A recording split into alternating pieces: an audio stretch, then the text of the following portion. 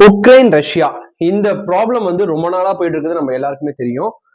இந்த மாதிரி வாரு அதோட எல்லை பகுதியில இருக்கிற இவங்க வந்து பாம்பு போடுறதும் அவங்க வந்து அதுக்கு மிசைல் அட்டாக் பண்றதும் இப்படி நடந்துட்டு இருக்குது.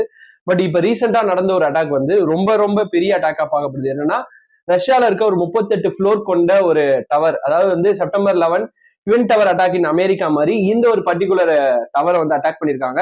இந்த 38 ஃப்ளோர் டவரை வந்து ஒரு ட்ரோன் மிசைலை வச்சு அட்டாக் பண்ணிருக்காங்க. அதுல வந்து பெரிய உயிரிழப்பு இல்லைனாலும் ரஷ்யா வந்து அதுக்கு பதிலடி கொடுக்குற விதமா 200 ட்ரோனை இவங்களுக்கு அமைச்சிருக்காங்க. உக்ரைனுக்கு 200 ட்ரோன் மிசைல் அமைச்சிருக்காங்க.